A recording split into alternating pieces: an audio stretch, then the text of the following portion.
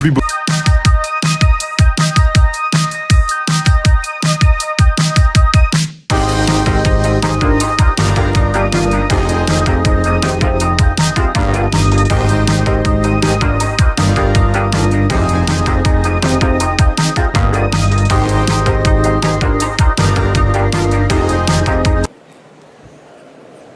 Bienvenue à tous, je suis ravie de vous retrouver pour ce deuxième jour du salon Rent et cette première conférence ici en salle 1. Aujourd'hui, on va parler avec Vincent Lecamus, cofondateur d'Imo2, qui peut déjà me rejoindre sur la scène sous vos applaudissements, bien sûr.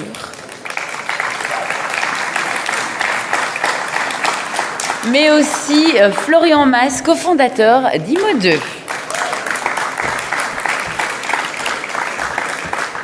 Le sujet de cette conférence, c'est l'analyse des 15 startups les plus prometteuses de la PropTech et 30 conseils que je vous conseille de suivre. Excellente conférence et n'oubliez pas de couper vos téléphones portables ou en tout cas de les mettre en silencieux. Merci beaucoup. Merci beaucoup. Bonjour à tous. Est-ce que vous allez bien déjà pour commencer? Ça va? Nous, on est très contents de venir chaque année pour présenter le travail qu'on fait avec Florian. Comme il va y avoir beaucoup de contenu, je propose qu'on rentre tout de suite dans le vif du sujet. Vous voyez un gros chiffre, un nombre même, derrière vous avec beaucoup de zéros. Est-ce qu'il y a quelqu'un qui est capable de me donner ce chiffre? Monsieur là, avec les lunettes de soleil là devant. 71 milliards, exactement. On parle de dollars. 71 milliards de dollars, pour vous donner un ordre d'idée, c'est le PIB d'un pays comme le Luxembourg. 71 milliards de dollars, c'est aussi la totalité des sommes qui ont été levées par la PropTech depuis que le mot PropTech a été inventé. Quand on a commencé avec Florian, on ne parlait pas de PropTech, on parlait de start-up dans l'immobilier. Puis en 2014, on a inventé le mot PropTech et avec ce mot-là, ça a attiré énormément d'argent pour révolutionner l'immobilier. Alors on s'est posé la question, comment on révolutionne l'immobilier avec 71 milliards de dollars? Si j'ai l'équivalent du PIB du Luxembourg à ma disposition, qu'est-ce que je fais pour transformer l'immobilier? Et c'est un peu à cette question qu'on a essayé de répondre. Avec Florian, on a été regarder plein de startups, on les a sélectionnées et on en a choisi 15 qu'on a trouvées prometteuses. Et l'objectif aujourd'hui, ça va être de vous les présenter, de vous expliquer ce qu'elles font, de vous expliquer la valeur qu'elles apportent aux clients pour que vous puissiez vous inspirer. Et comme on aime bien le faire, on va aussi vous donner des conseils concrets pour pouvoir appliquer des choses à votre business dès demain. Maintenant que c'est dit, Florian, je te laisse commencer avec la première startup. Tout à fait, merci Vincent. La première startup qu'on a identifiée, c'est Inspectify. Inspectify, ça a été créé en 2019 à Seattle. Une croissance de plus de 2500% sur la dernière année. Elle fait partie des 12 startups sélectionnées par la NAR aux États-Unis. La NAR, pour information, c'est l'équivalent de la FNAIM américaine. Pour le contexte, en Amérique du Nord, quand tu achètes, tu fais venir un inspecteur sur la maison. Une sorte de super diagnostiqueur, d'accord? C'est comme nous les diagnostics en France, mais ils vont beaucoup plus loin, les inspecteurs en Amérique du Nord. Inspectify propose en 3 clics de commander une inspection partout aux États-Unis sur un parcours 100% digitalisé. Leur force, c'est qu'ils ont standardisé le rapport d'inspection pour offrir vraiment un standard dans l'industrie américaine, de telle sorte qu'aujourd'hui, ils travaillent avec Keller Williams, Opendoor, Redfin, bref, les gros joueurs américains. Personnellement, quand j'ai acheté au Canada, il y a la même notion d'inspecteur qui vient lors d'une acquisition. En tant qu'acheteur, j'ai vécu, tu peux avancer les slides. J'ai vécu une super expérience parce que pendant 4 heures, il y a un inspecteur, un professionnel qui est venu chez moi, qui a fait le tour de la maison avec moi, qui commentait en live toutes les défauts un petit peu de la maison et qui m'a rendu un rapport de 60 pages, une sorte de checklist entière de ma maison. On a analysé la structure, la toiture, mais il a vérifié chaque prise une à une, chaque joint de salle de bain. Et moi, en tant qu'acheteur, quand je ressors de là, j'ai confiance parce que j'ai eu l'information pour savoir où sont les potentiels problèmes. D'abord savoir est-ce qu'il y a des gros problèmes et surtout savoir qu'est-ce que je dois faire, qu'est-ce que je dois surveiller dans l'avenir. Bref, au final, c'était une super expérience, ça a créé de la confiance chez moi lors de mon achat. Donc mon conseil issu d'Inspectify, c'était pourquoi aujourd'hui, en tant que professionnel de l'immobilier, ne pas aller plus loin que le simple diagnostic immobilier pour proposer une réelle inspection digne d'une checklist militaire à vos futurs acquéreurs, justement pour créer de la confiance et leur montrer que vous avez l'expertise sur tout un tas de sujets, notamment liés à la pathologie du bâtiment, aux rénovations, pour qu'aussi ils fassent appel à vous par la suite. Le deuxième point, et là, mon deuxième conseil lié à Inspectify, et là où ils sont très forts, c'est que justement, bien souvent dans la transaction immobilière, les mauvaises surprises, les frictions, elles arrivent pas avec l'agent immobilier. Elles arrivent souvent avec le notaire, avec le diagnostiqueur, avec voilà, des éléments externes à la transaction. Si je reprends mon exemple, moi quand j'ai acheté avec Yann Raoul, que vous connaissez sûrement au Canada. C'est mon agent immobilier. Et tout s'est super bien passé pendant son expérience. Par contre, c'est au moment de booker le notaire, d'avoir les bons documents à la bonne date, qui commençait à avoir de la friction. Et je discutais avec Yann Raoul dans le retour de la signature notaire. Il me disait, écoute Florian, moi, c'est mon problème. J'essaye de proposer une expérience client VIP vraiment à tous mes clients, mais à chaque fois, il y a des éléments externes qui viennent perturber cette expérience et ça me retombe sur le dos en tant qu'agent immobilier parce que quand il n'y a pas le rendez-vous notaire qui est allé au bon moment, le stress du client, c'est moi qui l'appelle. Qu'est-ce que je peux faire, tu vois ? Et ce que je lui disais, c'est que toi, en tant que professionnel de l'immobilier, tu connais toutes ces frictions, tu sais où elles sont les mauvaises surprises, tu sais où ça va poser problème dans le process. Donc c'est à toi de l'anticiper, de mettre des choses en place, de travailler avec les bons partenaires, parce que dans tous les cas, l'acheteur potentiel, c'est toi qui vas appeler quand il y aura un problème. Donc c'est à vous d'apporter des expériences, des solutions concrètes tout au long du processus et de le simplifier au maximum. J'aime beaucoup ce que fait Inspectify parce qu'ils apportent de la rassurance à l'acheteur. Ils rassurent l'acheteur quand il va acheter. Parce que l'acheteur, il ne sait pas forcément ce qu'il y a derrière les murs. Il n'est pas forcément un expert plomberie, électricité et compagnie. Et c'est une des peurs du client acheteur, c'est justement qu'il va devoir gérer ça par la suite. C'est lui qui va être responsable du bien immobilier pendant les années à venir. Et c'est là qu'intervient la deuxième startup, Humming Homes. Eux, ce qu'ils font, c'est que si vous êtes propriétaire d'un bien immobilier, ils vous proposent un abonnement pour la maintenance de votre maison. C'est-à-dire qu'à partir du moment où vous payez l'abonnement, il y a un expert qui va venir dans votre maison pour vérifier tous les éléments liés à la plomberie, à la toiture, à la domotique, peu importe, ça dépend ce que vous choisissez comme forfait.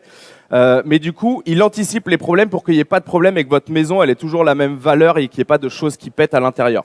Et du coup, il rassure le client sur ce sujet-là. Humming Homes, ça fait 2 ans qu'ils sont lancés, ils ont levé 10 millions de dollars. Et on parle énormément d'eux comme d'une boîte les plus prometteuses de la PropTech, justement parce qu'ils apportent quelque chose qu'on n'avait pas encore vu jusque maintenant. Et parmi toutes les choses qu'ils apportent, il y a le côté où ils référencent les artisans de qualité avec lesquels vous pouvez travailler sur votre zone de chalandise pour réparer votre maison. Et je me suis posé la question, je me suis dit, est-ce qu'aujourd'hui, ce n'est pas le rôle du professionnel de l'immobilier que de conseiller son client sur ces experts-là ? Tous les amis que j'ai qui ont acheté ont fait des travaux plus ou moins grands et ont posé la question à un moment ou à un autre à leur agent immobilier, est-ce que tu connais quelqu'un qui sait faire de la plomberie ? Est-ce que tu connais quelqu'un qui sait faire de l'électricité ? Potentiellement, vous en connaissez un, vous l'avez conseillé. Mais je me pose la question, est-ce qu'on ne pourrait pas aller plus loin ? Est-ce que vous ne pourriez pas créer une checklist claire, complète, de tous les artisans sur votre zone de chalandise qui sont bons et qui travaillent bien, que vous maintenez à jour en fonction des changements des différentes entreprises, pour devenir la ressource vers laquelle on vient quand on a un problème avec son bien immobilier. Ça créera de la récurrence chez vous, parce qu'au bout de 3, 4, 5 mois, les gens sauront que vous avez une checklist hyper à jour et qu'on peut vous faire confiance sur la partie travaux, et vous deviendrez la ressource de référence. Et en plus, ça, c'est du contenu. Ça s'exploite via des articles, ça s'exploite via des mails, ça s'exploite sur son site internet pour créer du référencement et du trafic vers vous et vers votre agence.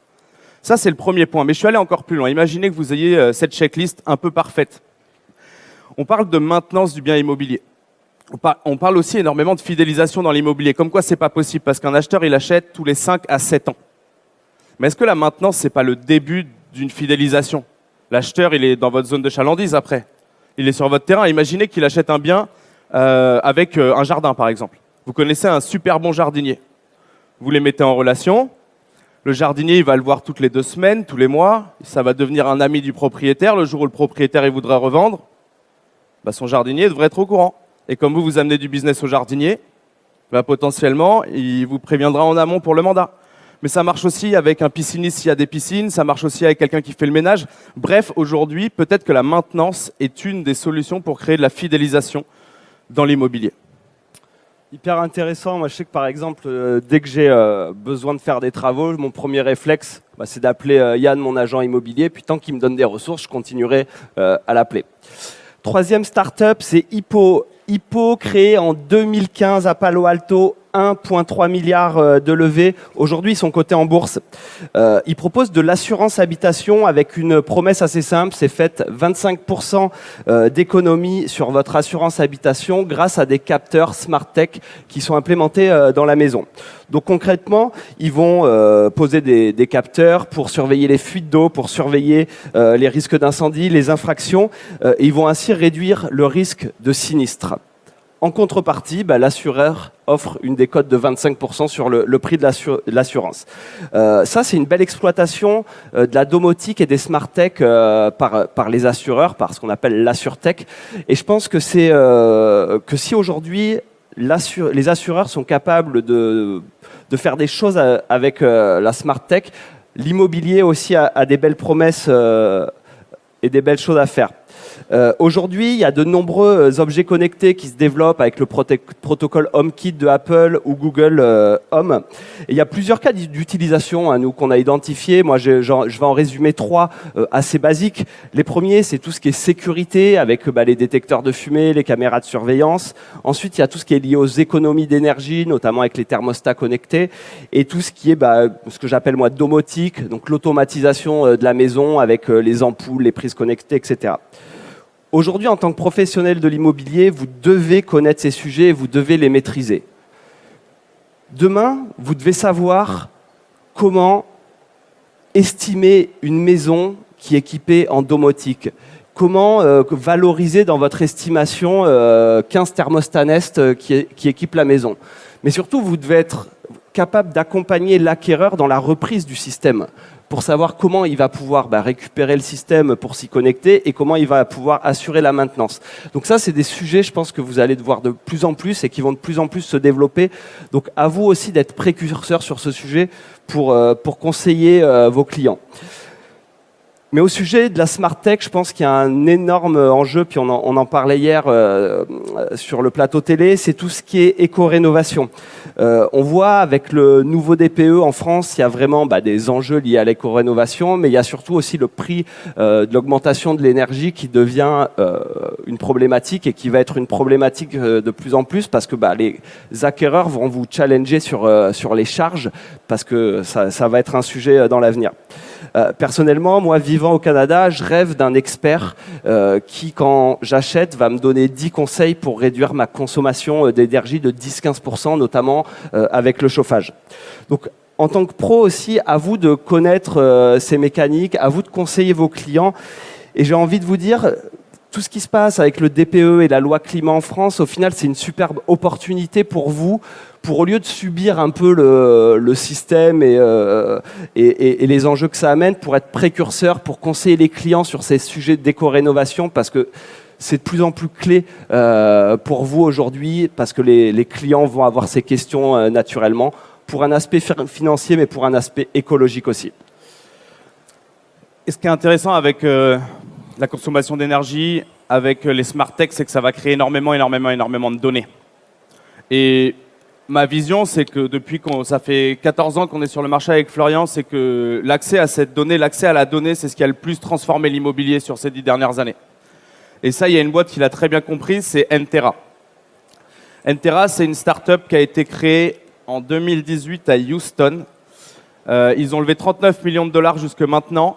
Et leur objectif, il est hyper simple, c'est de craquer le code de si j'investis dans ce bien immobilier-là, c'est sûr que ça va me rapporter de l'argent, et à grande échelle. Pour ça, ils utilisent le big data, donc l'accès à la donnée, un peu d'intelligence artificielle, ça leur permet de lever des fonds, et de la data visualisation. Aujourd'hui, ils sont sur 24 États aux États-Unis. Ils travaillent avec les plus gros family office. Ils ont déjà accompagné $1 milliard d'investissement et ils font x5 tous les ans. Et ce qui est intéressant quand tu regardes Antera, ce que je me suis dit, c'est qu'est-ce que je peux donner comme conseil sur Antera? Un conseil qui est assez simple, celui de s'intéresser un peu plus à l'investissement immobilier. Parce qu'on parle beaucoup là que le marché va se resserrer, que ça va être compliqué et que du coup il faut créer du récurrent et il faut que vous ayez d'autres cordes à vos arcs. On parle de gestion locative, on va parler de syndic de copropriété, d'autres choses où vous pouvez créer du récurrent. Mais il y a l'investissement immobilier dont on parle assez peu.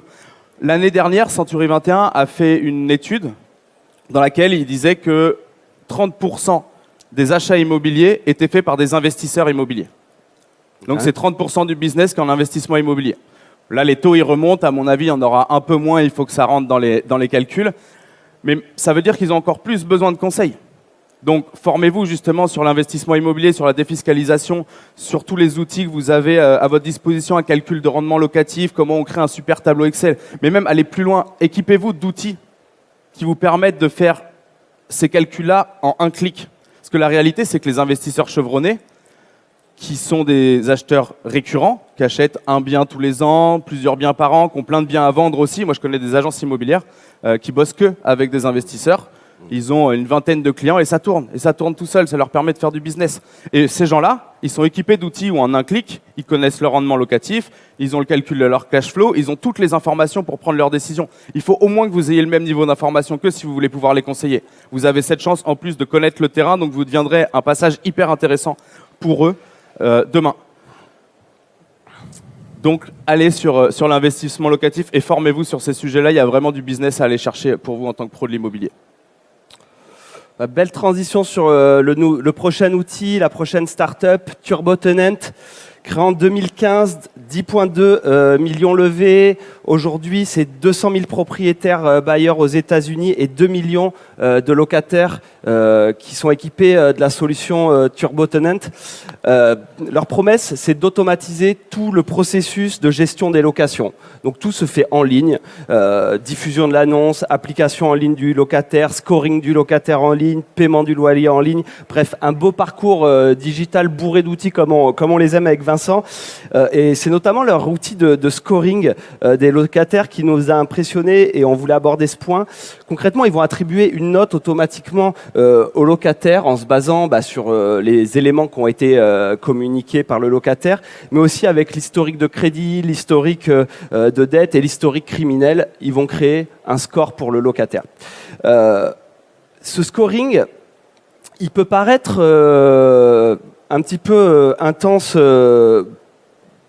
quand en France, c'est qu'on ne fait pas forcément ça, mais c'est un sujet, je pense, assez intéressant sur lequel vous devriez vous pencher pour vos locataires et vos potentiels acheteurs. Vous pensez probablement aujourd'hui que vous êtes impartial dans le choix d'un locataire ou dans le choix d'un acheteur. Et je voulais vous donner les résultats d'une étude qui est issue du livre Noise, qui vient de sortir il y a quelques mois et qui a été écrit par 3 auteurs, dont Daniel Kahneman, qui est prix Nobel d'économie.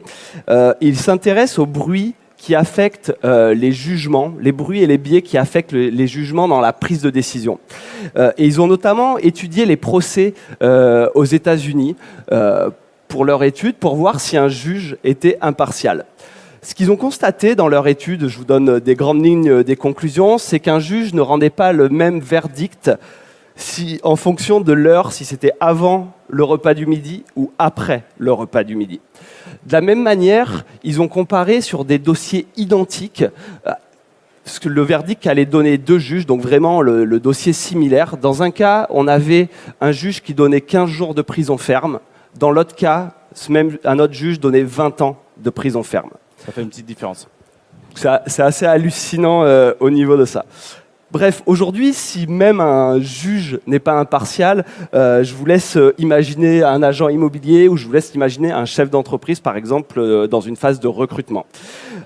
Une des recommandations que donnent justement les auteurs pour éviter ce fameux bruit et ces biais, c'est de construire des grilles de scoring, en fait, de réfléchir au scoring idéal qu'on veut mettre en place et de mettre une méthode assez mathématique pour enlever ce côté intuition qu'on peut avoir et prendre des décisions plus éclairées. À l'heure des sujets comme la discrimination en France, plutôt la non-discrimination, je pense que justement, en tant que professionnel de l'immobilier, vous pouvez aller beaucoup plus loin sur ces sujets grâce à du scoring, comme peut le faire TurboTenant. Le deuxième conseil issu de cette boîte, qui a un parcours 100% digital et 100% intégré, c'est d'utiliser au maximum les outils qu'on appelle no-code. Aujourd'hui, n'importe qui, n'importe quelle personne non technicienne, non développeur informatique, donc n'importe quel professionnel de l'immobilier est capable de mettre en place des processus automatisés grâce aux technologies de no-code. C'est la grosse tendance du moment et ça permet à tout un chacun de faire ce que faisaient avant des développeurs informatiques. Aujourd'hui, c'est assez simple de créer un formulaire Typeform pour aller collecter des données sur son locataire pour qu'il saisisse l'ensemble de ses pièces, par exemple dans le cadre d'un dossier de location. Ce formulaire Typeform, je vais pouvoir automatiser les réponses qui sont dessus grâce à deux outils qui sont Zapier ou Make, qui vont me permettre par exemple de remplir automatiquement mon CRM, notifier par SMS le négociateur en charge des locations, ou encore créer des tâches récurrentes dans l'agenda. Bref, c'est des exemples, mais les possibilités sont assez illimitées. Ensuite, de ces automatisations, je vais pouvoir alimenter des bases de données avec des outils comme Notion ou Airtable, qui sont deux superbes outils pour les bases de connaissances de vos entreprises et pour gérer toutes vos opérations aujourd'hui. Je ne m'étale pas sur ces deux outils, mais je vous invite à aller voir ce qu'ils font. C'est utilisé aujourd'hui par la majorité des startups et des boîtes qui se créent. C'est vraiment de superbes outils qu'on appelle no-code. Bref, aujourd'hui, vous avez une panel d'outils à votre disposition pour automatiser des choses, pour faire des choses qui, jusqu'à présent, n'étaient pas forcément possibles ou pour lesquelles il fallait payer un développeur informatique. Donc, à vous de profiter de tout ça pour automatiser votre entreprise et gagner du temps pour vous consacrer à celle-là où vous êtes le meilleur, aller sur le terrain, voir des gens, créer des relations. Et des gens je trouve ça hyper cool de parler de plus en plus de gestion locative dans la PropTech, parce que ça a été pendant très longtemps un peu le parent pauvre de la PropTech, alors qu'en réalité, il y a des boîtes incroyables en gestion locative. Je pense notamment à Flatlooker, que je vais vous présenter aujourd'hui. Flatlooker, c'est une petite boîte. Ils se sont lancés en 2016. Ils ont levé 1,5 million d'euros. Je pense que c'est la plus petite levée. Ils sont parisiens. C'est la plus petite levée qu'on va vous présenter aujourd'hui, mais il y a une raison à ça. C'est qu'en fait, ils sont rentables depuis le premier jour. Ils ont juste levé pour accélérer et pour pouvoir mettre le train en marche un peu plus vite, mais ils n'avaient pas besoin de lever plus que ça. Flatlooker, c'est assez simple. Ils sont arrivés sur le marché en se disant « Je veux résoudre un problème, c'est que c'est l'enfer de louer un bien à Paris et de manière générale dans les zones tendues. On fait la queue à 25 dans des halls d'appartements pour au final pas avoir le bien. Enfin bref, c'est vraiment l'enfer sur Terre. Et ils se sont dit comment on peut résoudre ce problème-là. Ils ont créé un process, ils ont tout digitalisé sur ce point. Juste quelques chiffres sur Flatlooker pour pouvoir passer à la slide suivante. Aujourd'hui, ils ont 5000 lots en gestion en 6 ans. Ils rendent 250 lots tous les mois et ils font quasiment x2 tous les ans. La manière dont ils ont résolu le problème, c'est qu'ils ont mis 3 ans avant de trouver le pivot qui leur permettait d'accélérer. Ils ont été interrogés tous les locataires, tous les professionnels de l'immobilier. Ils ont vraiment été interrogés tout le monde. Le problème, c'était le locataire qui l'avait. Donc les locataires leur ont dit, si tu mets un process en place qui fait que j'ai pas besoin de me déplacer, d'attendre 8 heures dans les escaliers et que je peux avoir un bien au bout d'un moment, je serais très content. Du coup, ce qu'ils ont fait, c'est qu'ils ont remplacé, dans leur process, ils ont fait plein de choses, mais ils ont notamment remplacé la visite physique, qui était un enfer, par la visite virtuelle. Sauf que quand ils ont annoncé ça à leurs partenaires qui étaient des agents immobiliers à l'époque, ils leur ont dit non mais les gars, ça marchera jamais. Il n'y a aucune chance que ça fonctionne. Le fait est que 5 ans plus tard, ils ont 5000 lots, qu'ils grandissent à vitesse grand V et qu'ils ont juste cru à un seul truc. C'est ce que leur disaient leurs clients et qui résolvait bien le problème de leurs clients. Donc votre focus, il doit être sur la résolution du problème de vos clients. Basta, il n'y a rien d'autre à faire. Une fois que vous avez réussi à trouver le fit problème-solution, Il faut agir aussi comme une start-up. En tout cas, c'est ce qu'ils ont fait et il y a des choses intéressantes à prendre des start-up en tout cas. Eux, ce qu'ils ont fait, c'est qu'ils ont défini leur KPI. Ils ont fini leur pivot. Ils se sont dit, OK, maintenant, c'est quoi mes indicateurs clés de performance pour pouvoir savoir si je vais dans le bon sens ou non. Et c'est la première chose qu'ils ont fait. Et les indicateurs clés de performance, c'est quasiment les mêmes pour tous dans l'immobilier. Dans la location, c'est nombre de contacts propriétaires que je suis capable de toucher, nombre de ces contacts que je suis capable de transformer en rendez-vous, nombre de rendez-vous que je suis capable de transformer en mandat, et voilà, et on voit si ça va dans le bon sens. Et c'est aussi simple que ça. Et moi, mon conseil, c'est qu'aujourd'hui, vous devez absolument tous maîtriser ces indicateurs clés de performance pour pouvoir prendre des décisions éclairées. Aujourd'hui, un flat looker, il attaque ville par ville. Il fait Bordeaux, il fait Marseille, il fait Nantes. Ah, ça coince à Bordeaux, pourquoi on regarde les KPI? Et c'est comme ça que ça fonctionne. Vous devez maîtriser ces KPI pour pouvoir prendre des décisions éclairées. Je ne vous dis pas qu'il faut industrialiser. Je vous dis juste que si vous maîtrisez ces KPI-là, vous êtes prêt pour prendre les meilleures décisions et surtout, vous allez empêcher un potentiel concurrent qu'industrialiste de venir sur votre secteur parce que vous maîtrisez mieux vos KPI et mieux votre secteur. Une autre boîte dont j'étais obligé de parler parce qu'après la gestion locative, on est obligé de parler de la transaction et c'est forcément évident que j'allais parler de Compass aujourd'hui. Petite question dans la salle, qui connaît Compass? Levez la main ceux qui connaissent Compass. Tu peux lever la main. Bon, il y en a quelques-uns qui ne connaissent pas, je vais vous expliquer ce qu'ils font. Compass, c'est juste un réseau d'agences immobilières, somme toute assez traditionnel, mais ultra dopé à la technologie. Pour la petite histoire, Compass, donc, c'est le lancement à New York en 2012, 1,5 milliard de dollars de levée de fonds. Ils sont en partie responsables des 71 milliards dont on a parlé tout à l'heure. Et on a beaucoup parlé de Compass parce qu'ils ont viré 900 personnes là, il n'y a pas longtemps. Retournement de marché aux États-Unis, du coup tout va plus vite là-bas et ils se séparent de 900 personnes. Donc tout le monde en parle parce que Compass c'est fini. Sauf que Compass, pour vous donner quelques chiffres sur 2021, c'est un peu plus de 225 000 transactions sur les États-Unis et c'est quasiment 6% du marché. C'est les numéros 1. Donc ils ne sont pas finis tout de suite. On attendra un petit peu de temps avant de dire qu'ils sont finis. Mais ce qui est intéressant, c'est de voir les chiffres. Comment ils ont utilisé cet argent-là?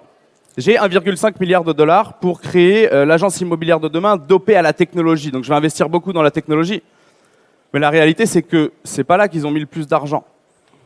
Là où ils ont mis le plus d'argent, c'est pour recruter des gens qui bossent sur le terrain. Ça envoie un message fort que d'abord, avant tout, l'immobilier, c'est un métier qui est fait par des humains sur le terrain, même quand on veut créer la boîte la plus technologique du monde. Et même les 900 personnes qu'ils ont licenciées. Ils ont licencié des gens qui étaient derrière des ordinateurs en train de créer de la technologie. Ils ne sont pas séparés des gens qui étaient sur le terrain et ou des managers de ces gens qui étaient sur le terrain. Donc la technologie, dans un moment où tout va mal, ce n'est pas le plus important. Et dans un moment où tout va bien, non plus. Le fait est que l'humain reste très important. Par contre, la technologie, ça peut apporter de la valeur. Et c'est justement sur ce prisme-là qu'il faut réfléchir. Si vous mettez de la technologie demain dans votre agence, il n'y a qu'une seule chose à regarder. Est-ce que vos équipes sont plus productives grâce à cette technologie? Je vais vous montrer un graphique qui a été fait par Mike Delpret il y a 2 ans, je pense. Et c'était intéressant parce qu'il comparait en fait sur plein de graphiques différents toutes les agences immobilières aux États-Unis, un peu les gros joueurs. Et en fait, il les comparait sur plein de choses différentes, mais le graphique qui a le plus été partagé, le plus commenté, c'est celui-là. Pourquoi? Parce qu'il regarde juste si la productivité des équipes en nombre de ventes et en valeur de vente. Et moi, mon point, c'est si demain, vous mettez de la technologie en place dans votre entreprise, ça doit augmenter la productivité de vos équipes. C'est tout. Avec un garde-fou, c'est de conserver le niveau de l'expérience client. Avec un peu de chance, ça peut même monter le niveau de l'expérience client. Mais si ça monte le niveau de l'expérience client, vous aurez plus de clients satisfaits, plus de recommandations, plus de mandats, augmentation de la productivité des équipes. Cassavo maintenant, qui c'est qui est-ce que ça a fait un peu les manchettes dernièrement? Cassavo, est-ce qu'il y en a qui en ont entendu parler? Ouais, pas beaucoup de monde. Propriu, vous en avez entendu parler? Propriu quand même. Gros acteur en France, ok. Cassavo, concrètement, c'est l'open door italien. Je sais qu'on vous a souvent parlé dans nos conférences d'open door, donc je m'étale pas là-dessus. On a entendu parler de Cassavo en France dernièrement parce qu'ils ont racheté le français Propriu, justement. C'est un des gros joueurs aujourd'hui de l'e-buying en Europe. La promesse, elle est assez simple, c'est mettez en vente avec nous. Si on n'a pas vendu dans les 3 mois, on rachète la propriété. Il y a donc la notion de vente garantie.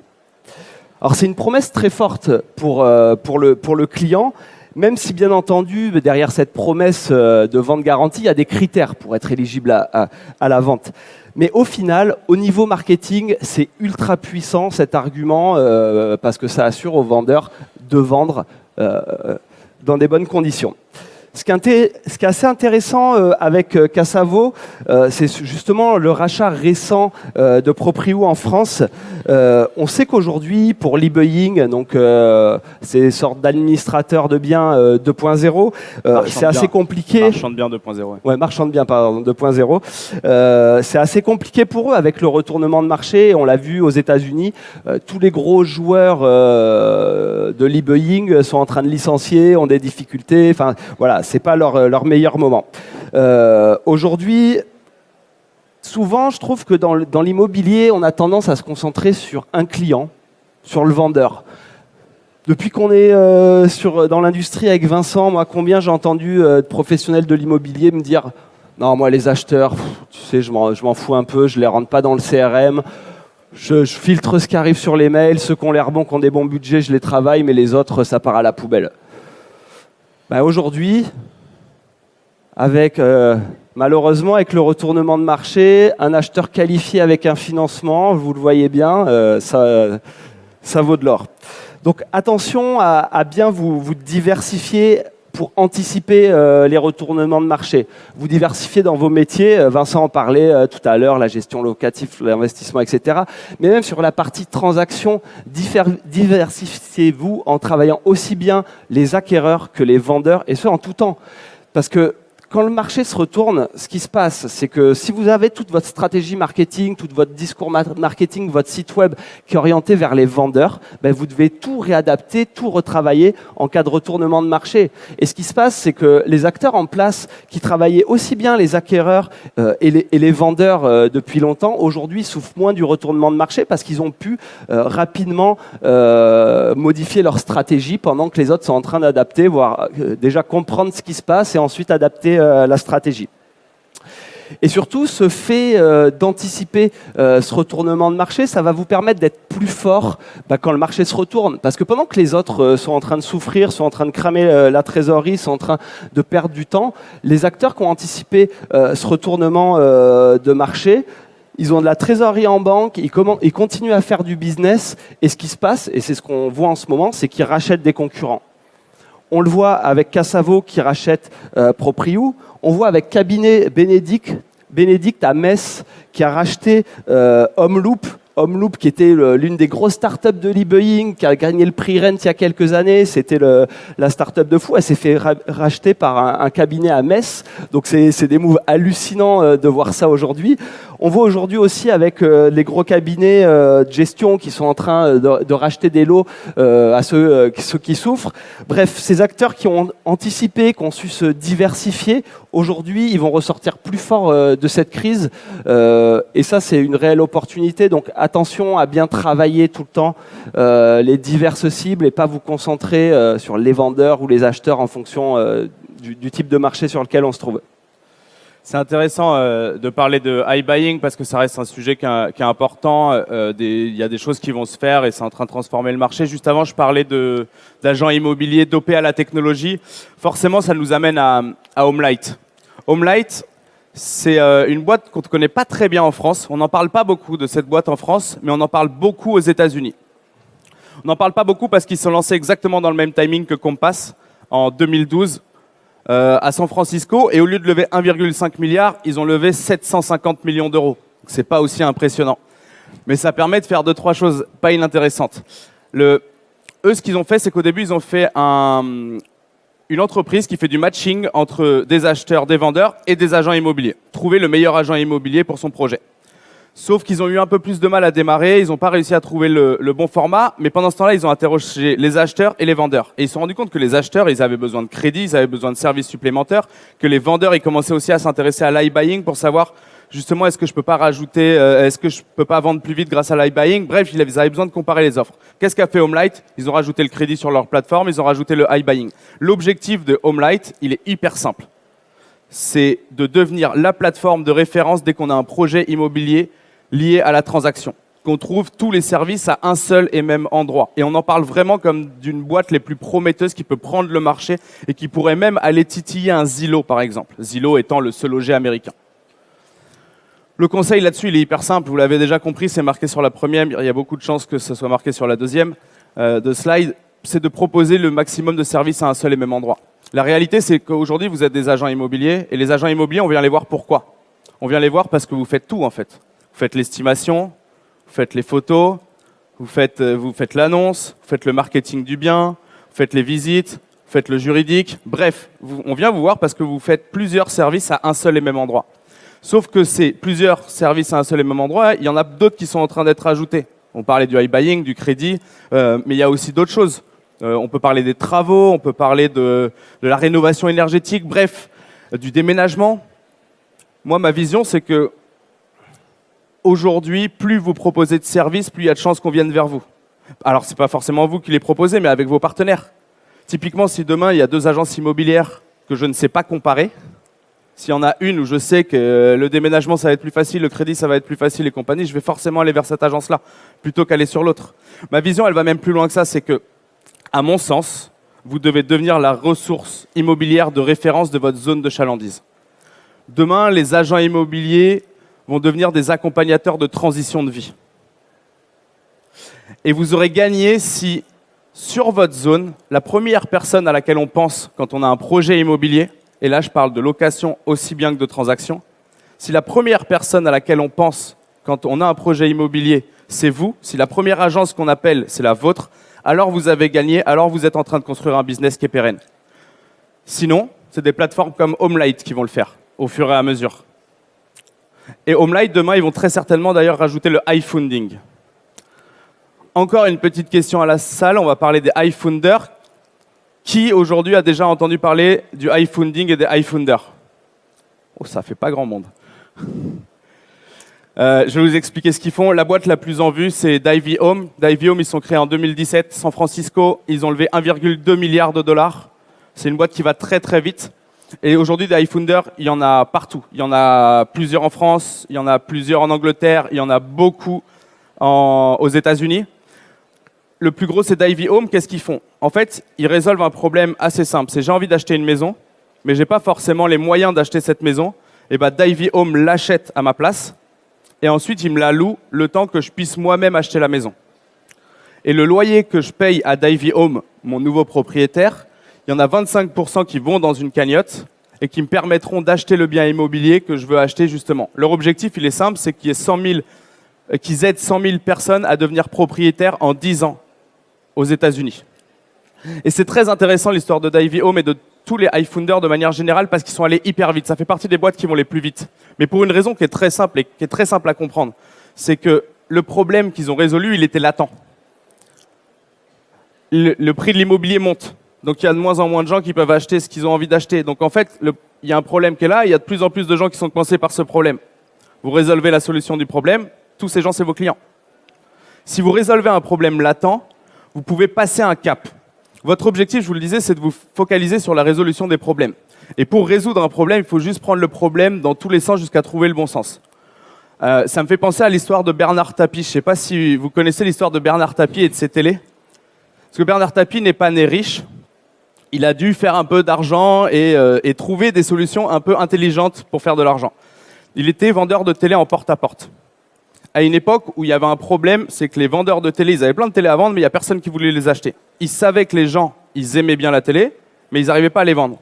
Et Bernard Tapie, il a trouvé une solution ultra innovante. Il est allé voir les gens en leur disant « On ne vous vend pas une télé, on va faire une étude. On vous met une télé pendant 1 mois chez vous, et je passerai au bout d'1 mois, j'aurai quelques questions à vous poser, puis je récupérerai la télé. » Il passait un mois après chez les gens, « Bonjour, j'ai récupéré la télé. » Les gens disaient « Non, la télé, je la garde, combien ça coûte ?» Et c'est devenu un des plus gros vendeurs de télé de cette entreprise-là. Et après, c'est devenu l'homme d'affaires qu'on connaît tous. Tout ça pour vous dire qu'il faut juste prendre le problème dans le bon sens et surtout, il ne faut pas s'arrêter à la première solution qui existe, la première micro-solution que vous avez trouvée. Typiquement, dans le high funding, je vous ai parlé de Divey, mais il y a un autre modèle qui existe en Angleterre. C'est que si vous pouvez acheter que 60% de votre bien immobilier, bah vous achetez les 60% et ils achètent les 40% qui restent. Et vous payez un loyer sur les 40% qui restent. Et si vous avez la capacité de racheter 20%, bah vous payez un loyer sur les 20% qui restent. C'est juste une autre manière de résoudre le même problème. Moi, mon point, c'est que j'ai un adage que j'adore. Votre objectif, c'est de résoudre les problèmes de vos clients. Et j'ai un adage qui est vraiment très important, c'est arrêtez de tomber amoureux des solutions qui existent ou que vous avez mis en place. Tombez amoureux du problème. Et c'est que comme ça que vous pourrez continuellement résoudre des problèmes. En parlant de résolution de problèmes, moi je vais vous parler de Flex. Ça a été créé en 2019 à New York. 5,8 millions de dollars de levée. Ils ont aujourd'hui des deals avec les plus gros property managers aux États-Unis. Le concept, il est assez simple, c'est du paiement fractionné du loyer. C'est-à-dire que le locataire va payer la moitié de son loyer en début de mois et la moitié de son loyer le 15 du mois. Au final, c'est gagnant-gagnant parce que le propriétaire, quant à lui, est payé par Flex en début de mois. De son côté, Flex facture cette flexibilité au locataire, un abonnement de 14,99 $ par mois, plus les frais bancaires liés au paiement du loyer. Flex, ils ont bien compris une chose, c'est que, et ça vous devez vous en inspirer, c'est que vous devez adapter votre business à la réalité du client. La réalité du client en Amérique du Nord, c'est que les salaires sont versés aux 15 jours dans la majorité des cas. Donc on est payé à la quinzaine. Sauf que le loyer, il est dû le premier du mois. Donc automatiquement, il y a un problème pour le locataire qui n'a pas forcément la trésorerie pour payer l'intégralité du loyer le premier du mois. Mais le propriétaire, lui, il veut son loyer le premier du mois. Donc Flex, ils répondent parfaitement à la réalité du client en lui proposant une solution concrète, une solution flexible qui est gagnant-gagnant pour tout le monde. Là où c'est intéressant aussi au niveau de Flex, et ça je voulais vous attirer l'attention sur cette tendance, c'est celle du paiement fractionné. Moi je pense que c'est une tendance que vous devez surveiller attentivement et je vais vous donner des pistes là-dessus. Aujourd'hui, en Amérique du Nord et de plus en plus en France, on le voit, tous les gros sites e-commerce permettent d'acheter en 4 fois sans frais. Il y a le développement de startups comme Klarna qui permettent à n'importe quel site e-commerce de proposer cette option. Et ça, c'est que le début. Parce que Apple a annoncé avec Apple Pay l'option Pay Later qui va être intégrée dans tous les téléphones, qui va permettre de faire n'importe quel achat en 4 fois sans frais avec sa carte de crédit depuis son téléphone. Et c'est Apple et sa trésorerie légendaire qui va financer tout ça. Moi, personnellement, je sais que maintenant, dès que je fais un achat e-commerce de plus de 200 $, donc ou 200 €, je paye en 4 fois sans frais, même si j'ai le cash, même si j'ai la disponibilité. C'est gratuit, ça m'offre de la flexibilité, pourquoi pas en profiter. Donc ça, c'est vraiment une grosse tendance. Moi, la question, je voulais un peu vous ouvrir, vous allumer des petites bulles, des petites idées. Est-ce qu'il n'y a pas des enjeux de paiement fractionné dans l'immobilier? Alors on l'a vu pour le loyer par exemple, mais je sais que par exemple, vous les professionnels de l'immobilier, on vous attaque souvent sur vos honoraires. Est-ce qu'on ne pourrait pas envisager un paiement fractionné des honoraires? Vous prenez par exemple à la signature un 3 000 € et ensuite 1 000 € pendant 12 mois pour être une solution qui résoudrait une problématique pour le client. Et surtout, ça augmenterait sa capacité d'investissement. Ça augmenterait sa capacité d'investissement. Et vous, ça vous crée de la récurrence aussi pour le business. Parce que souvent, les agences immobilières, s'il n'y a pas de vente, il n'y a pas de rentrée d'argent. Là, on peut créer du récurrent. Même chose pour les locations. En tant qu'étudiant, moi je me rappelle, quand je prenais une location, il fallait que je paye 1 mois de loyer à l'avance et 1 mois de loyer de frais d'agence. C'est une vraie problématique pour les étudiants. Pourquoi pas envisager ces frais d'agence sur la location, aussi de les mensualiser sur 12 mois pour qu'un étudiant puisse profiter de ça. Autre idée, Je tends des pistes, c'est le paiement de des commissions aux négociateurs. Est-ce qu'on ne pourrait pas envisager de les fractionner? Au lieu de prendre 12K d'un coup, vous lui créez un revenu récurrent de 1 000 € par mois. Non, mais peut-être que pour certains, je sais qu'il y a certains négociateurs, avoir une grosse somme d'argent d'un coup et après, s'ils font pas de vente pendant 4-5 mois, ils savent pas forcément gérer la trésorerie et peut-être qu'ils veulent juste un revenu récurrent qui se crée au fur et à mesure. Bref, je lance des pistes. Je dis pas que les solutions sont simples à implanter. Je dis pas que juridiquement il n'y a pas des enjeux. Moi, je vois quelques négos qui sont là. Ouh, qu'est-ce que tu racontes sur mes paiements de commission là? Bref, c'était des pistes, mais tout ça pour vous dire que le paiement fractionné va être un enjeu dans les années à venir. Donc à vous d'anticiper aussi ces modèles et voir ce que vous pouvez faire dans l'immobilier. En parlant de fractionner. Ouais, en parlant de fractionner, une autre boîte, merci pour la transition, j'avais oublié que c'était à moi. Autre boîte, Pacaso, 2020, créé en 2020 à San Francisco, 1,5 milliard levé, dont pas mal en dette. C'est la licorne la plus rapide de tous les temps. Donc licorne, boîte valorisée plus d'1 milliard. Pacaso, il propose d'acheter à plusieurs une résidence secondaire de luxe, mais en fractionné aussi. Concrètement, ils vont s'occuper de tout. Vous naviguez sur le site, il y a des annonces immobilières, donc des beaux biens de luxe. Là, on tape dans des 4, 5, 10 millions. Je vais me balader sur le site, sélectionner l'annonce qui m'intéresse et surtout, après, je vais sélectionner la part que je veux acheter de cette propriété. Un huitième, un quart, un demi. Ensuite, Pacaso va s'occuper de toute la paperasse pour ce deal qui souvent réunit entre 6 et 8 acquéreurs. Ils vont s'occuper de la gestion de la propriété derrière. Aujourd'hui, ils sont dans plus de 40 destinations dans le monde, donc toutes les grosses destinations de luxe sont couvertes. Moi, ce que j'ai adoré avec Pacaso, c'est qu'ils innovent pour optimiser le prix de vente en tirant le prix de la propriété vers le haut. Car au final, déjà, avec 8 acheteurs sur une même propriété, il n'y a plus de question de négocier le prix. Tu achètes un huitième, le prix c'est ça. C'est pas Jean-Marc négocie sa part, etc. Donc, ils évitent la négociation de l'acquéreur. Ça, c'est la première chose. Surtout, sur leur site, ce qui va être intéressant, c'est que moi, en tant que potentiel acheteur, aujourd'hui, moi, je peux pas me payer une propriété de luxe à 4 millions en Floride. Mais quand je vais sur leur site internet, je vois pas des propriétés à 4 millions, je vois des propriétés à 400, 500 000 dollars qui sont vraiment superbes, où je me dis, ah tiens, c'est peut-être envisageable, je pourrais envisager ce type de résidence secondaire, alors que si j'avais eu 4, 5 millions, je me dis, c'est pas pour moi. Bref, au final, d'une innovation, Pacaso, ils réussissent 3 choses. C'est tirer le prix de vente vers le haut, éviter la négociation par les acheteurs en fait, et surtout faire grossir le marché en rendant des propriétés qui étaient complètement inaccessibles à une tranche du marché, accessibles justement à plus de monde. Et dit plus de monde, dit plus de transactions.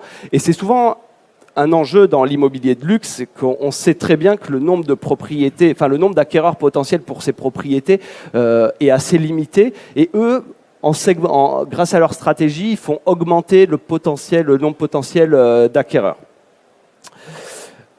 Ce qui est intéressant aussi avec Pacaso, c'est qu'ils deviennent indispensables tout au long du processus et ils génèrent du revenu récurrent. Vous allez voir, c'est assez magique, moi je trouve, parce qu'au final, ils sont indispensables pour sécuriser la transaction à 8, pour gérer le bien et aussi pour la revente. On voit mal aujourd'hui les 8 propriétaires se mettre d'accord pour commencer à assurer la gestion de leur propriété de luxe. Je pense que c'est même pas un sujet, donc Pacaso garde la gestion. Mais surtout, quand moi, si j'achetais un huitième de la propriété, je veux la revendre. Je peux pas la revendre par moi-même, là. Je peux pas le mettre sur le PAP américain. Je suis obligé de repasser par Pacaso qui va me remettre en vente un huitième de la propriété parce que les autres potentiellement vont rester, donc ils revendent juste ma part. Donc au final, ils deviennent indispensables et tout au long du processus. Et tout au long des transactions futures. Et ça, je pense que c'est quand même une belle réussite. Et c'est un peu le rêve de tout le monde de créer un business où le propriétaire est obligé de passer par vous pour la suite. Donc, je trouvais ce modèle vraiment intéressant de vous le présenter. Mais surtout, ce qu'il faut retenir, je pense, c'est qu'il crée de la valeur à chaque étape du processus, dans la sécurisation, dans la gestion et dans la revente. C'est intéressant de parler d'acheter un bien immobilier à plusieurs, de fractionner l'immobilier. Forcément, on a en tête les sujets de crowdfunding ou de tokenisation dont vous avez très certainement entendu parler depuis un jour ou deux sur le Rent. Et on avait vraiment à cœur de au moins vous présenter une boîte dans laquelle on va entendre les mots-clés Web3, blockchain, tokenisation et compagnie. Et cette boîte, c'est Realty. Realty, c'est une boîte de Détroit qui a été lancée en 2019. Leur approche, elle est hyper simple. Ils achètent des biens immobiliers à Détroit pour les mettre en location. Ces biens immobiliers, ils en font des sociétés qui découpent en parts.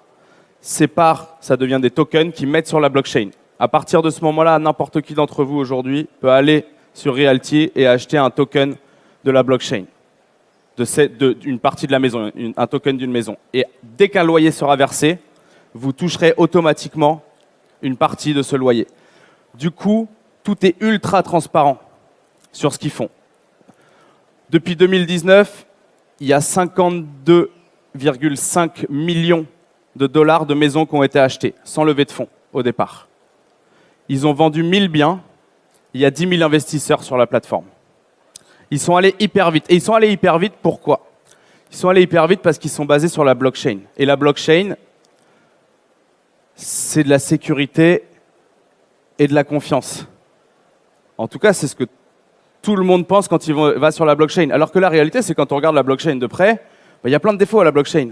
Il y a des problèmes écologiques, il y a des problèmes de rapidité, il y a plein de blockchains qui se sont fait hacker.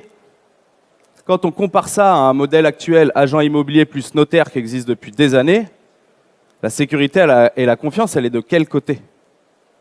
Elle devrait être du vôtre aujourd'hui. Et le problème, c'est qu'il y a de la défiance vis-à-vis des agents immobiliers. À mon sens, c'est votre rôle aujourd'hui en tant que professionnel de l'immobilier de vous repositionner comme les garants de la sécurité et de la confiance d'une transaction. Vous devez, vous, en être persuadé et communiquer à fond là-dessus pour que la confiance, elle change de camp, qu'il n'y ait pas de la défiance, mais de la confiance. Vous êtes les garants de la sécurité et de la confiance lors d'une transaction. Je rajoute un petit twist là-dessus. Un peu d'innovation dans l'approche, ça ferait pas de mal, parce que l'agent immobilier est quand même encore vu comme un métier assez poussiéreux. Donc si vous mettez de l'innovation, vous avez plus de chances de toucher votre marché et d'être cru et d'être crédible. C'est ce qu'a fait la blockchain. Ils sont considérés comme hyper innovants, ils ont un super combat pour changer le monde et ramener de la sécurité et de la confiance. Alors qu'encore une fois, c'est très attaquable le côté innovation de la blockchain. Donc si vous ramenez un tout petit peu de fraîcheur dans l'immobilier, vous mettez un combat pour transformer la manière de fonctionner dans l'immobilier via l'expérience client par exemple, et que vous vous positionnez comme les garants de la sécurité et de la confiance, c'est sûr et certain que les gens voudront travailler avec vous. Alors après, je défonce un peu la blockchain et le Web3 parce que je sais que ça fait plaisir à certains d'entre vous, mais la réalité c'est que c'est potentiellement l'une des prochaines révolutions qui va arriver sur le marché, donc je vous invite quand même très fortement à vous intéresser à ces sujets-là. En parlant de révolution et de choses qui vont changer le marché, il fallait absolument qu'on fasse un petit point sur la transition écologique. Je vais vous présenter une boîte qui travaille sur ce sujet-là, c'est Juno. C'est une boîte qui a été lancée en 2019 à San Francisco, 31 millions de levées jusque maintenant. C'est lancé par un ancien designer d'Apple. Et en fait, ce qu'il a fait, c'est qu'il a ramené la manière d'innover d'Apple dans la construction de biens immobiliers. Il a productisé l'immobilier. Ils font de la construction modulaire avec de l'innovation à chaque bout et chaque prestataire qui peut innover pour cette entreprise-là. Leur objectif, c'est très simple, c'est de construire les villes de demain avec du zéro carbone. Et aujourd'hui, ils divisent par 3 le gaspillage qu'il peut y avoir sur un chantier. Et il y a plein de boîtes qui font ça. Typiquement, il y a Mighty Building qui font de l'impression 3D. Ils ont levé 40 millions. Ils impriment un appartement de 30 mètres carrés en 24 heures. Et ils divisent par 10 le gaspillage qu'il y a sur les chantiers. Et même pas loin de chez nous, à Barcelone, il y a une boîte qui a levé 25 millions. Juste pour ça. Et je pourrais vous en citer, on pourrait continuer la conférence une demi-heure de plus en vous citant des entreprises qui font ça. Parce que moi en tout cas j'ai une croyance, c'est que l'argent dans la PropTech de demain sera donné pour la décarbonation et pour la transition écologique. Ce sera le sujet numéro 1 qui sera adressé par l'argent qu'il reste chez les capitaux risqueurs. Et vous êtes au centre de ces enjeux-là, de la transition écologique. L'immobilier, c'est un vrai sujet dans la transition écologique. Et vos clients, ils vont avoir un vrai besoin d'accompagnement sur la transition écologique. Donc, vous devez devenir acteur, vous intéresser à ça, faire vos bilans carbone, proposer des solutions. Parce que les clients de demain, ils vont arriver avec des questions et ils vont avoir besoin de réponses. Et on va avoir de moins en moins de gens qui vont être d'accord pour acheter un appartement ou louer un appartement si ça défonce leur bilan carbone personnel. Et donc, il faut dès aujourd'hui que vous vous intéressiez à ça. Alors, évidemment, formez-vous sur la loi climat et formez-vous sur les DPE. Je vous ai mis ces deux-là parce qu'on a des formations incroyables sur le campus à ce sujet-là. N'hésitez pas à les regarder. Mais en vrai, il y a plein d'autres sujets que vous pouvez aller creuser. Tous les sujets autour de MaPrimeRénov', tous les sujets sur les pompes à chaleur, tous les sujets sur les climatisations. Il y a des innovations incroyables qui sont en train d'être faites là-dessus. Donc, je vous invite fortement à vous intéresser à ça. C'est vraiment un des enjeux de demain. Dernière start-up qu'on va vous présenter aujourd'hui, c'est Over, créé à San Francisco en 2011. Ils ont levé 127 millions en tout. Ils ont une promesse assez simple, Over, c'est de générer une vue 3D de votre maison juste en prenant des photos grâce à son smartphone. Et ensuite, ils vont y adosser des applications métiers sur ce modèle 3D. Par exemple, on parlait de rénovation. Dans le cadre de rénovation, Over permet à partir du modèle de 3D de changer sa toiture, de changer ses fenêtres, de repeindre sa façade sur le modèle 3D directement. En temps réel, je vais avoir une estimation, un devis des travaux. Si je le valide, grâce au plan 3D, Over va commander tous les matériaux nécessaires à mes rénovations et va embaucher un contractuel pour faire les travaux, tout ça à partir du modèle 3D créé à partir de son téléphone. Un autre usage métier qu'ils font Over qui est assez intéressant, c'est pour les assureurs. Ils vont permettre en cas de sinistre de proposer aux assureurs, donc pareil, le client va faire des photos 3D, des photos, créer le modèle 3D de sa maison, indiquer les sinistres sur le plan 3D. Et vu que c'est des photos réalistes, ils vont envoyer ça à l'assureur qui va les indemniser sans faire déplacer un agent. Donc un gain de temps hallucinant et surtout un gain aussi pour l'assureur de ne pas faire déplacer quelqu'un. Bref, c'est une techno assez hallucinante et surtout c'est des usages super concrets de la 3D. Et c'est un peu le premier conseil qu'on a sur Over, c'est de rester concentré sur la valeur. Aujourd'hui et depuis maintenant quelques années, à chaque fois qu'on parle de 3D, on pense au métaverse, on pense aux lunettes VR, on pense à des jolis modèles 3D, mais on ne sait pas trop quoi en faire. La réalité, c'est que le modèle 3D de maison de Over, il n'est pas très beau. Au final, on pourrait faire beaucoup mieux, mais l'usage qu'ils en font est ultra pratique et ultra concrète. Alors qu'ils pourraient faire des superbes rendus 3D, mais on en a tous vu des beaux rendus 3D, mais où il n'y a pas d'usage métier vraiment pertinent. Donc on voit au final que d'une innovation assez simple et pratique pour le client, puisque c'est le client qui fait les photos avec son smartphone, on a une vraie valeur qui est apportée. Et le dernier conseil de cette présentation, c'est de domestiquer la technologie pour qu'elle soit à votre service et pas le contraire. Un peu comme Spot le chien. Spot le chien, c'est ce robot que vous avez peut-être vu danser sur YouTube, mais qui est la plus grosse innovation de Boston Dynamics et qui a des applications aujourd'hui très concrètes dans le secteur de la construction résidentielle. On vous laisse regarder un peu ça.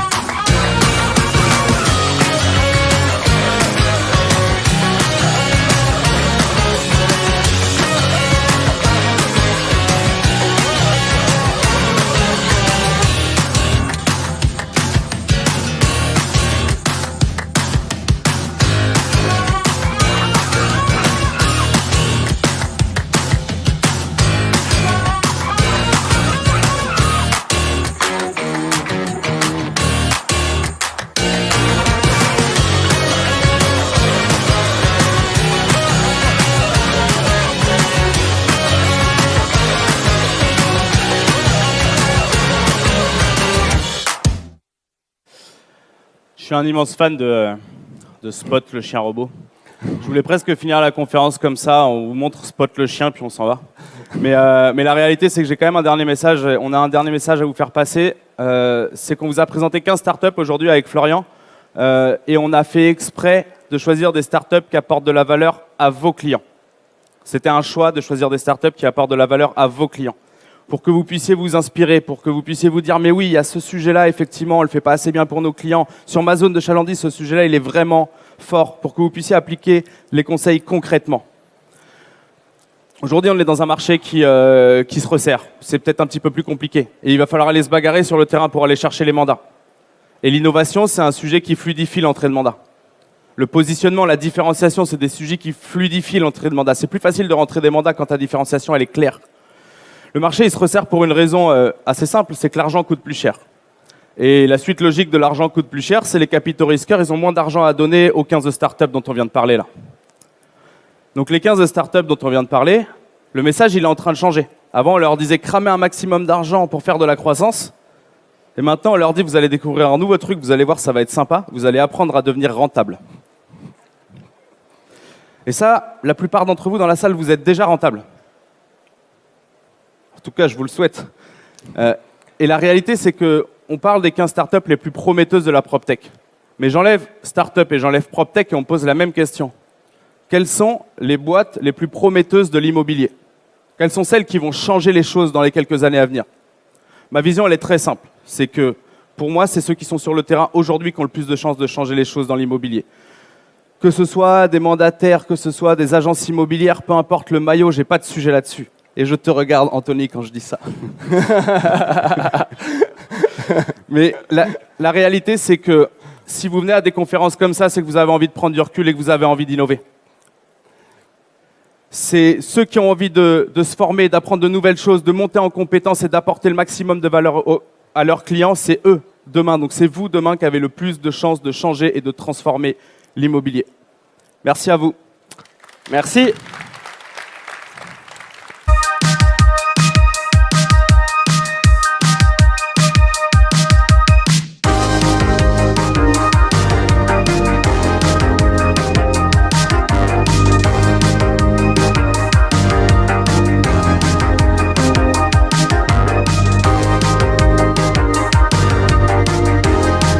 Si vous en avez marre des méthodes de prospection traditionnelles toujours plus chronophages qui génèrent de moins en moins de résultats, la stratégie conseiller influent est faite pour vous. Recevez directement sur votre téléphone des demandes d'estimation sur votre secteur. Qualifié par nos soins et transformé en rendez-vous vendeur directement pris dans votre agenda. Tout ce qu'il vous restera à faire sera de vous rendre en rendez-vous vendeur avec votre plus beau sourire. Rendez-vous au stand C66 pour découvrir la stratégie conseiller influent.